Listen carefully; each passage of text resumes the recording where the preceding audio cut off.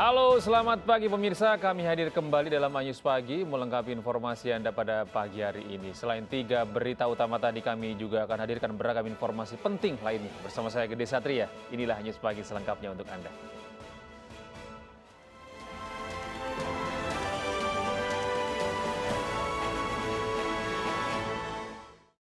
Kita awali informasi pagi ini dari ibu kota. Pemirsa, polisi meringkus 8 anggota gangster di kawasan Duren Sawit, Jakarta Timur. Satu di antaranya bahkan bersembunyi di atap rumah warga.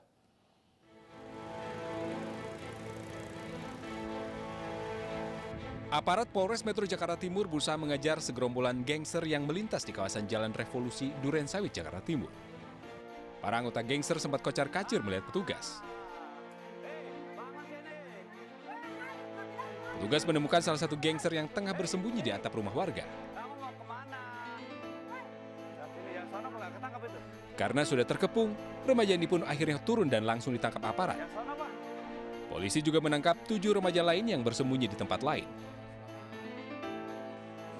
Dari tangan para remaja ini, polisi menyita barang bukti 7 senjata tajam dan stick golf yang akan digunakan untuk tawuran dengan kelompok lain. Kiri didapatkan 4 remaja yang berhasil diamankan. Selanjutnya tim menyisir sebelahnya lagi yang merupakan musuhnya dapat ditangkap lagi. Bahkan di antara mereka naik ke atap rumah warga dan ada 3 rumah warga yang jebol atapnya. Satu di antara mereka bahkan sempat tiduran di atas atap. Pada saat kami tangkap, dia sedang tidur. Guna penyelidikan dan pembinaan, para pelaku beserta barang bukti pun dibawa ke Polsek Duren Sawit, Jakarta Timur. Dari Jakarta, Rio Manik melaporkan. Seorang warga di Kelurahan Pekan Labuan, Kota Medan, Sumatera Utara tewas ditembak oknum polisi. Setelah menembak korban, oknum polisi tersebut kabur dikejar warga.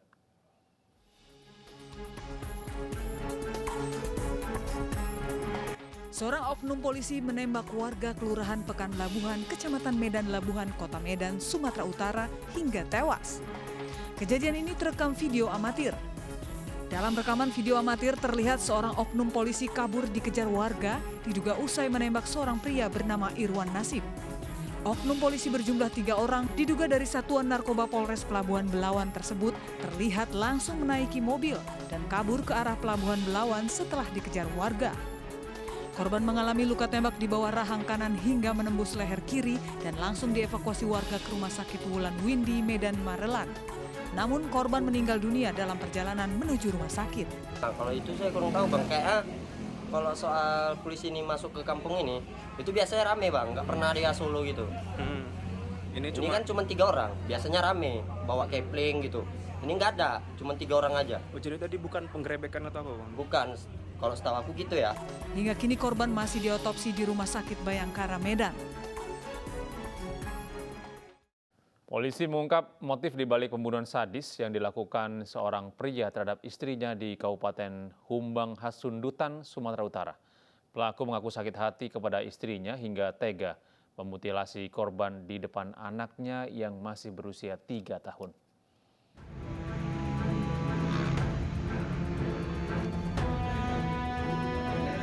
Satuan Reserse Kriminal Polres Humbang Hasundutan, Sumatera Utara mengungkap motif dibalik pembunuhan keji Harapan Munte terhadap istrinya, Nurma Borus Tumorang.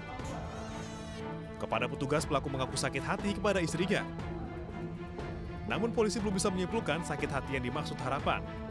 Pasalnya, keterangan pelaku berubah-ubah. Pelaku sakit hati saat korban menyebutnya sebagai orang gila di depan calon istrinya yang kedua. Di kesempatan lain, pelaku juga mengaku sakit hati karena istrinya berselingkuh. Polisi juga mengungkap fakta lain jika pelaku pernah menjalani perawatan di rumah sakit jiwa pada 2004 silam. Pelaku bahkan mengaku membunuh istrinya di depan anak angkat mereka yang masih berusia 3 tahun. Pembunuhan dengan cara mutilasi itu dikarenakan motif sakit hati terhadap istri. Jadi begitu alasan-alasan yang lain kita belum menemukan. Jadi kita berdasarkan keterangan dari tersangka, saksi-saksi, baik dari keluarga, tetangga, dan petunjuk.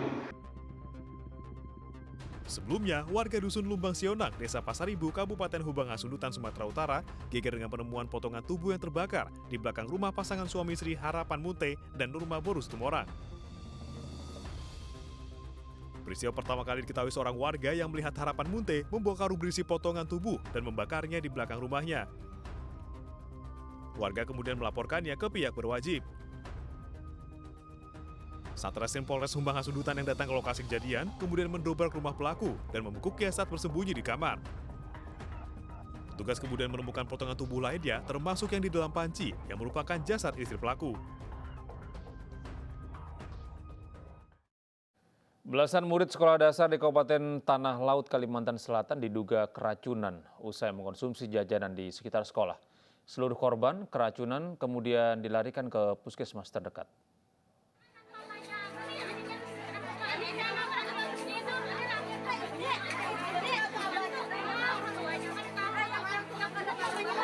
Belas murid Sekolah Dasar Negeri Bengkulu II dilarikan ke puskesmas di Kabupaten Tanah Laut, Kalimantan Selatan. Belasan murid ini diduga keracunan usai mengkonsumsi jajanan di sekitar sekolah mereka. Sebelumnya korban sempat muntah saat mengikuti upacara. Datang dengan keluhan mual-mual, sakit perut, kemudian dengan keluhan mengeluh kepala pusing. Jadi kami tangani, kami berikan obat penghilang rasa sakit, netralisasi asam lambung dan juga penghilang pusing. Sembari kami melakukan konsultasi dengan dokter anak di Rumah Sakit Haji Boyasin dan juga kami koordinasi dengan Pak Camat, Kepala Desa, serta kami minta bantuan dari PSC untuk turun langsung ke lapangan. Untuk mengetahui penyebab pasti dari kasus keracunan ini, Dinas Kesehatan Tanah Laut telah mengambil sampel beberapa jajanan untuk diteliti. Dari Pelihari Tanah Laut, Zulkifli Yunus, iNews melaporkan. Pemirsa, 4 jenazah keluarga yang tewas mengering masih berada di Rumah Sakit Polri Kramat Jati. Pihak keluarga belum mengambilnya karena menunggu kuota krematorium Cilincing yang sempat penuh.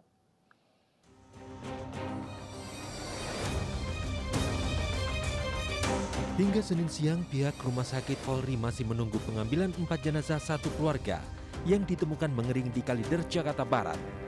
Pasalnya hingga kini belum ada konfirmasi kapan keluarga akan tiba dan mengambil keempat jenazah tersebut. Sebelumnya pengambilan 4 jenazah oleh keluarga sempat tertunda karena pihak keluarga masih menunggu kuota untuk kremasi di krematorium Cilincing. Sebelumnya pihak keluarga dan ketua RT menyatakan proses kremasi seharusnya dilakukan pada Minggu kemarin, namun terkendala karena jadwal kremasi yang penuh. Di sisi lain, pihak krematorium Cilincing, Jakarta Utara mengatakan pihaknya belum menerima daftar kremasi terhadap 4 jenazah.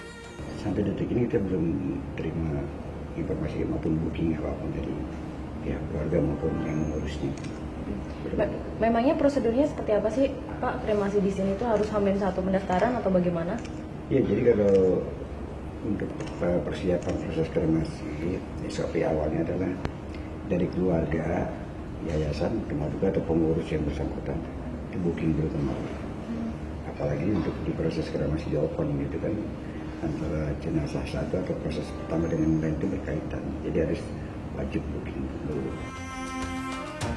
Sebelumnya 4 jenazah ditemukan meninggal dunia dalam kondisi perut yang kosong. Polisi telah melakukan olah TKP dan hingga kini masih menyelidiki penyebab kematian sekeluarga tersebut.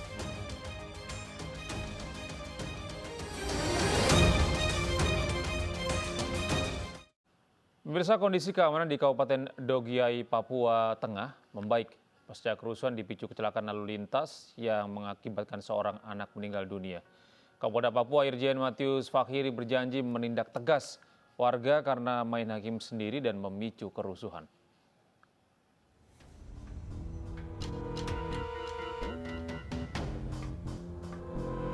Polisi berjaga di lokasi pasca kerusuhan yang terjadi di Kabupaten Dogiai, Papua Tengah. Selain mengamankan situasi, polisi juga mencari dalang kerusuhan yang mengakibatkan seorang warga sipil meninggal dunia akibat dianiaya dan sejumlah bangunan serta 2 kendaraan dibakar.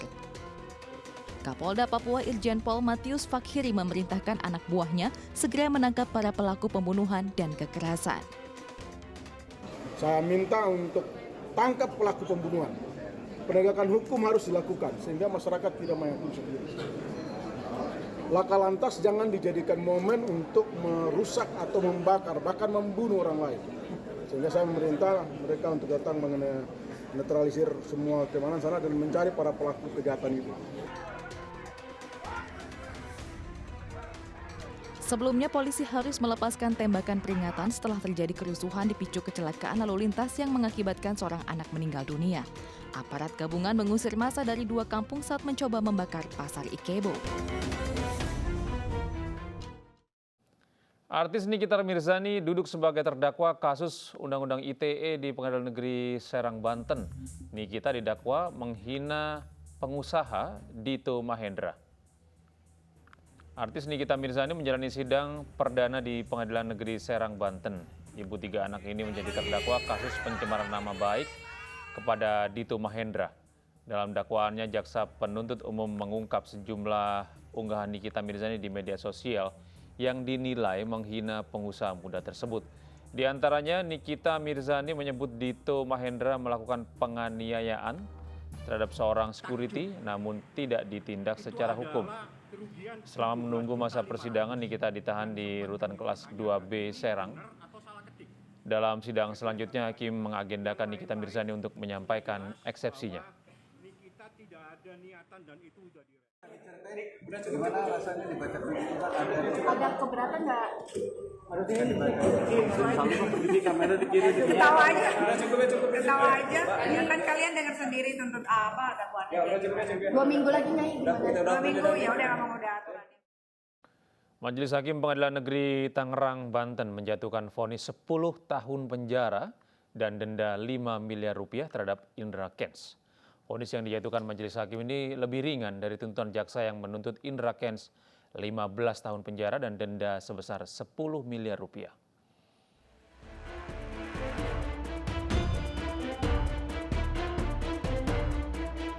Menjatuhkan pidana terhadap terdakwa Indra Kusuma alias Indra Kents oleh Kpu dengan pidana penjara selama 10 tahun serta denda sebesar 5 miliar dengan ketentuan apabila denda tersebut tidak dibayar diganti dengan pidana kurungan selama 10 bulan. Indra Kusuma alias Indra Kents divonis 10 tahun penjara dan denda sebesar 5 miliar rupiah subsidiar 10 bulan penjara oleh Majelis Hakim Pengadilan Negeri Tangerang, Banten. Indra Kents dinilai terbukti bersalah melakukan penipuan berkedok perdagangan opsi biner melalui aplikasi Binomo serta pencucian uang.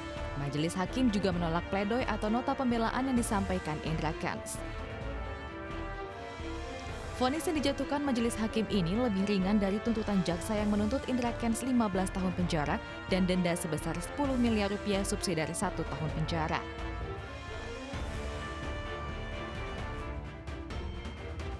Indra Kents didakwa melakukan pidana judi online, penyebaran berita bohong atau hoax melalui media elektronik hingga menyebabkan kerugian konsumen serta tindak pidana pencucian uang. Sebanyak 144 orang menjadi korban penipuan Indra Kents dengan total kerugian mencapai 83 miliar rupiah.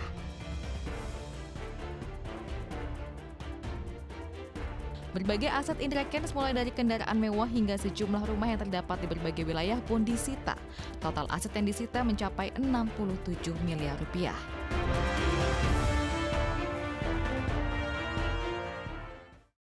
Tim SAR gabungan berhasil menemukan jasad lansia yang terseret arus sungai di Bogor, Jawa Barat. Kami hadirkan informasi lengkapnya sesaat lagi.